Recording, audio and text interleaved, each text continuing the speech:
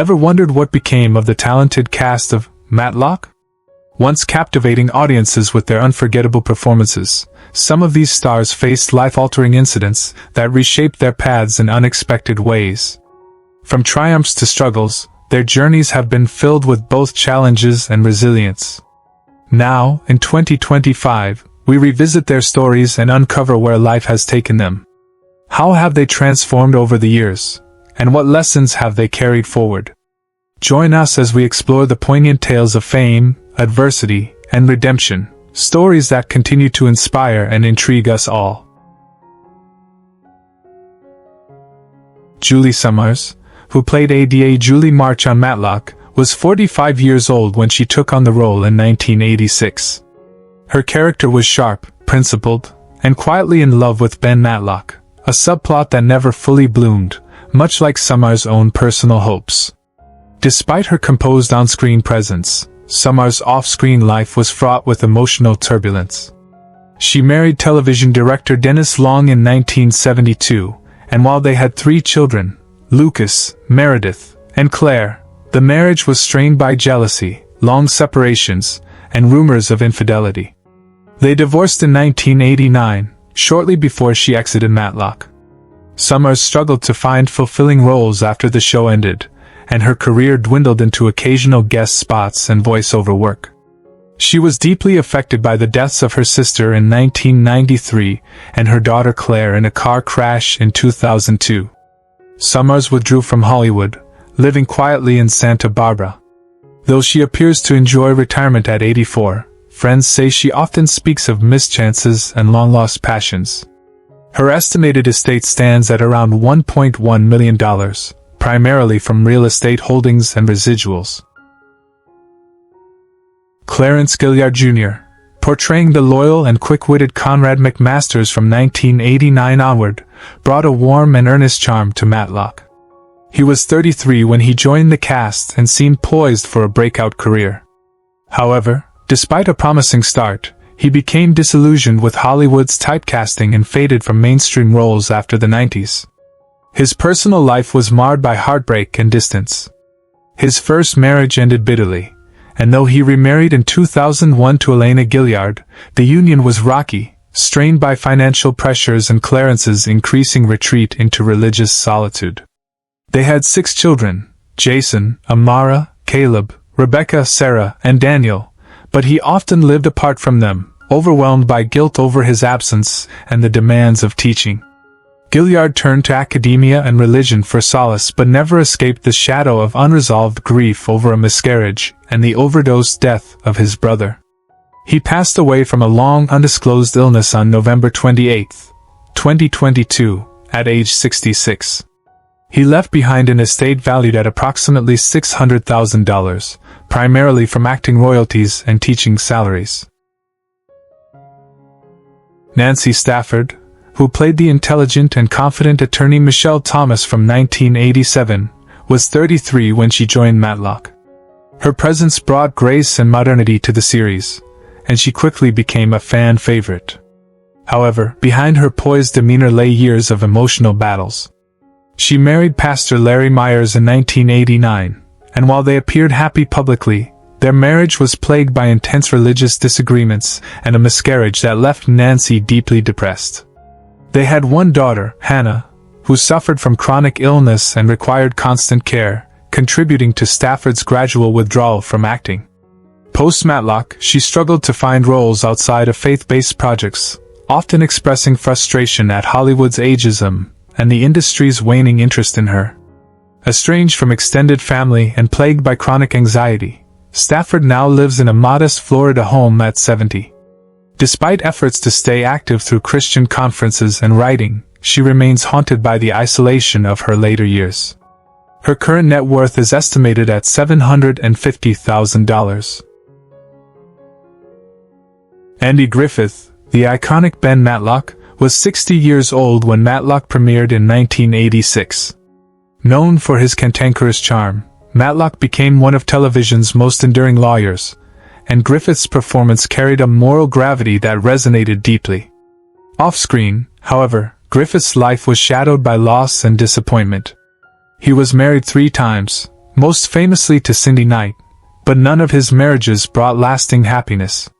His first marriage to Barbara Bray ended in 1972 after years of infidelity rumors and emotional distance. Griffith had 2 children, Sam and Dixie, but his relationship with Sam was especially strained. Sam died in 1996 from alcoholism, a loss Griffith never recovered from. Despite his fame, he felt misunderstood and often lamented being typecast. He withdrew to Roanoke Island, where he lived reclusively in the years leading to his death. Griffith passed away on July 3, 2012, from a heart attack at 86. His estate was valued at approximately $8 million, including real estate and intellectual property rights, much of which was quietly willed to charities for the arts and children.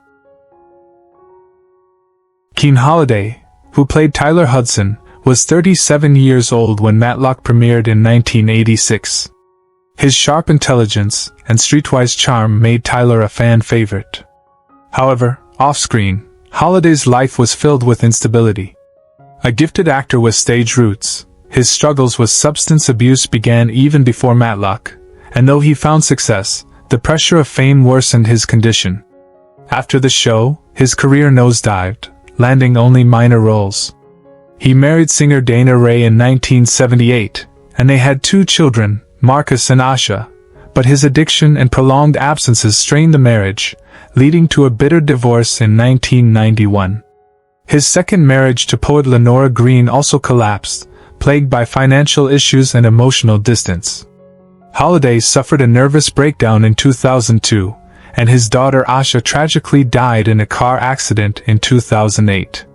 He now lives in semi-isolation in a small Georgia town, reliant on a modest pension and sporadic voice-over work. Diagnosed with early-onset Parkinson's at 68, his once booming voice has grown faint. Despite these trials, he remains spiritually reflective. His current estimated estate stands at $120,000, much diminished from his Matlock days.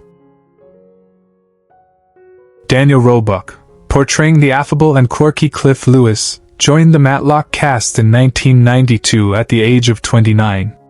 Known for bringing a youthful, light-hearted energy to the show, Roebuck quickly became a reliable presence in later seasons. But success came with a cost. Married to drama teacher Catherine Holloway in 1990, their relationship crumbled under the weight of financial stress and Roebuck's growing disillusionment with Hollywood.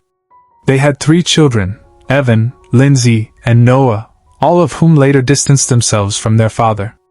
After Matlock ended, Roebuck found work sporadically, but was often typecast and never reached leading man status. He turned to indie horror films in the 2000s, which only worsened his critical reception.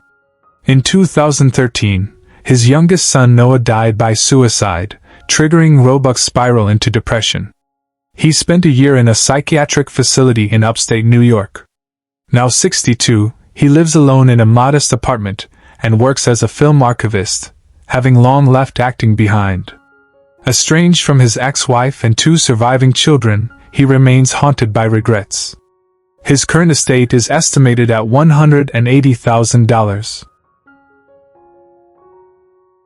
Bryn Thayer, who portrayed Leanne McIntyre, joined Matlock in 1992 at the age of 42. Her character was Ben Matlock's daughter, strong-willed, articulate, but always slightly in her father's shadow.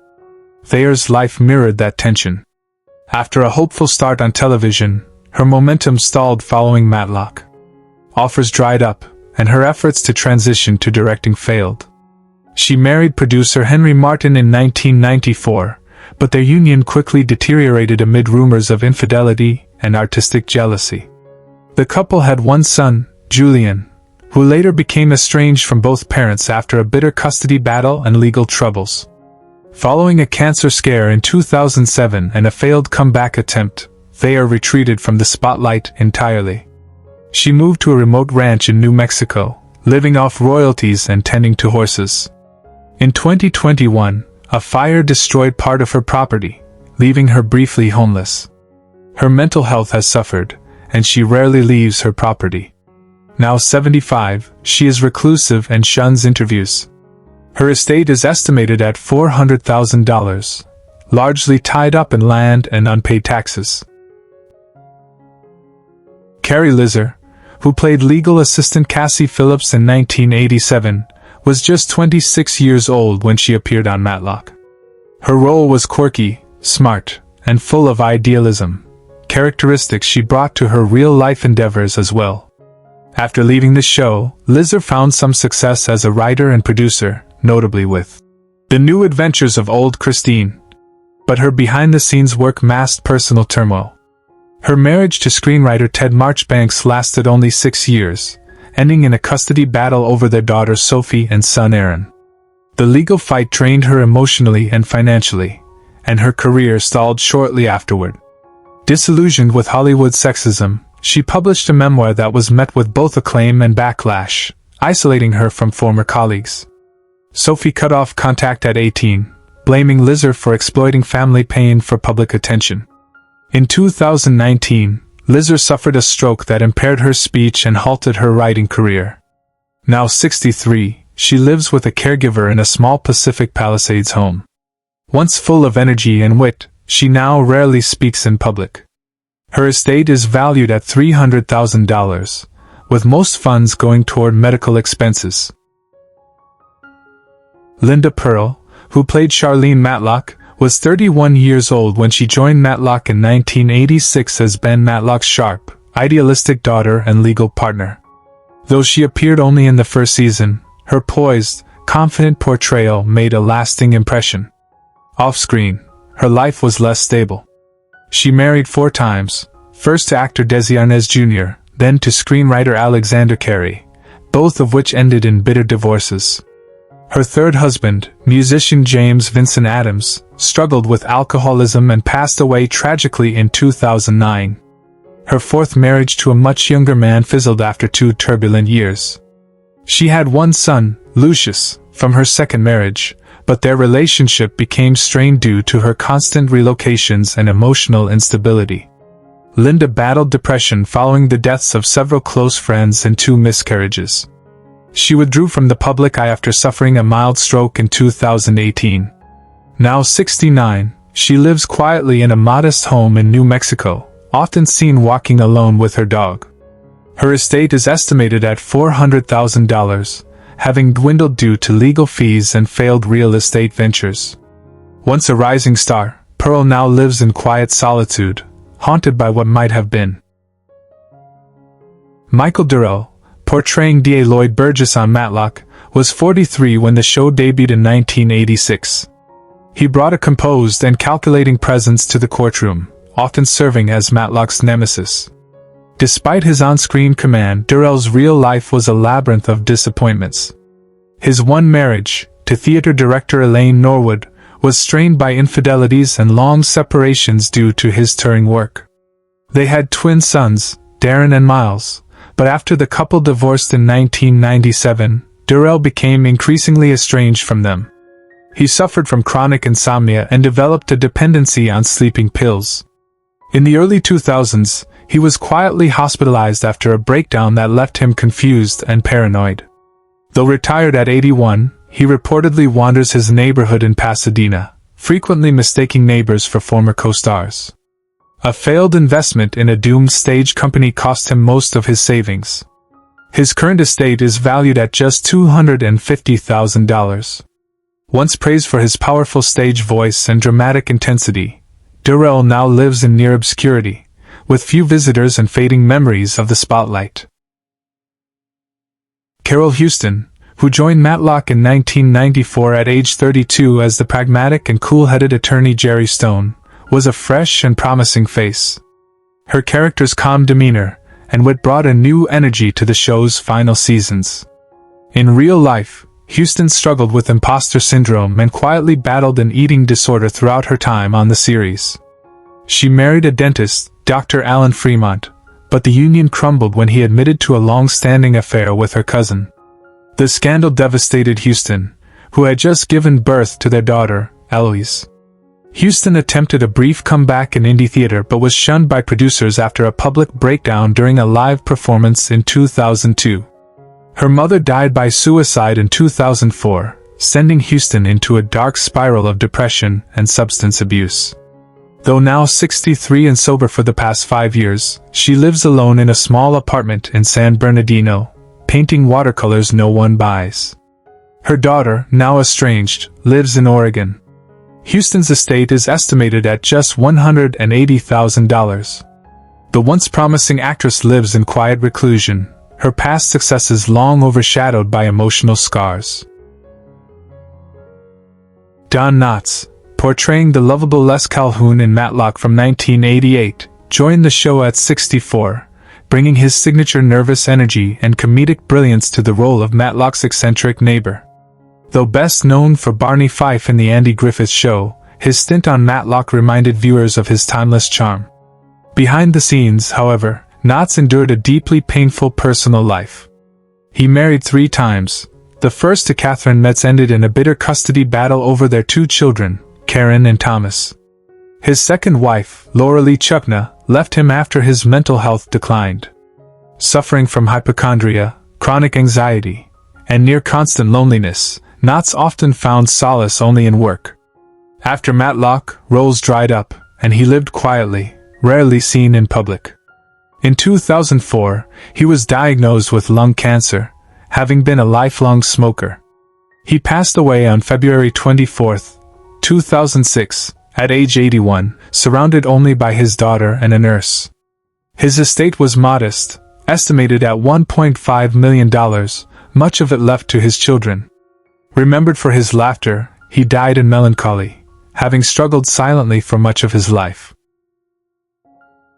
Owen Noiki, who played Lieutenant Bob Brooks, was 35 years old during his brief appearance on Matlock in 1993, portraying a stern but honest police lieutenant whose calm demeanor balanced Matlock's fiery courtroom presence. Though the role was minor, it showcased Noiki's talent for subtle authority. However, his career struggled to gain momentum after Matlock. Typecast in law enforcement roles, he spent the next decade in low-budget TV procedurals and off-Broadway plays, none bringing lasting recognition. Noiki married theater director Elaine Maris in 1997, but the union was turbulent, strained by long separations and financial instability. They divorced in 2006 after having 2 sons, Jeremy and Paul, who later became estranged from their father. Noiki endured several personal tragedies, including a house fire in 2009, a car accident in 2012 that left him with chronic back pain, and the death of his younger brother from overdose. Battling depression and stage anxiety, he largely withdrew from the industry by 2016. Now 67, he lives alone in a modest Orlando apartment, subsisting on residuals and teaching community acting classes. Once a rising actor, Noiki's estimated estate is around $180,000, a quiet end to a career that once promised much more. Betty Lynn, portraying the kind-hearted and slightly nosy Thelma in a 1990 episode of Matlock, was 65 years old when she brought warmth and a touch of Mayberry charm to the courtroom drama. Known best for her role as Thelma Lou on The Andy Griffith Show, Lynn's appearance on Matlock was seen as a nostalgic nod, yet it marked one of her last TV performances. After Matlock, her acting opportunities dwindled. She never married, though she had a long and painful engagement to composer Harry Doran, who called off their wedding weeks before the ceremony in 1956. The heartbreak haunted her for decades. Lynn had no children and spent much of her later life battling severe arthritis and the emotional toll of fading fame. She experienced several personal tragedies, losing her mother in a car crash, being the victim of a violent robbery in 1998, and witnessing close friends from Hollywood pass away in isolation.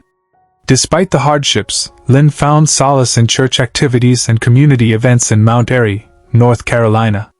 She passed away on October 16, 2021, at the age of 94, due to complications from an infection.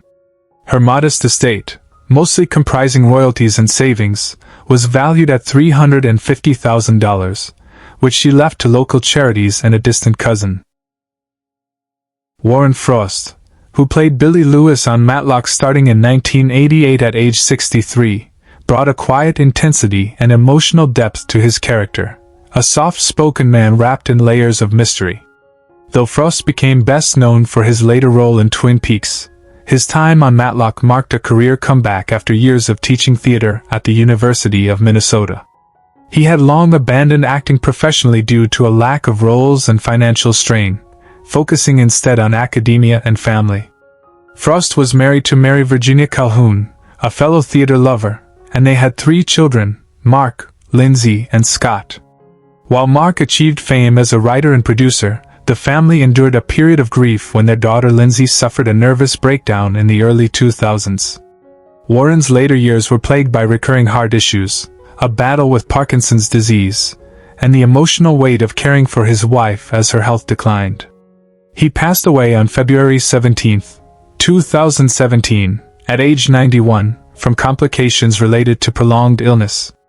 Despite years of personal struggle, Frost maintained a dignified presence until the end. His estate was estimated at $1.2 million, thanks in part to his son's success and careful financial planning. Who is your favorite character from Matlock? How does it feel knowing that some of the actors are no longer with us? Share your thoughts in the comments below. If you enjoy this type of content, don't forget to like the video, subscribe to the channel, and hit the notification bell to stay updated on future uploads. Thank you for your support.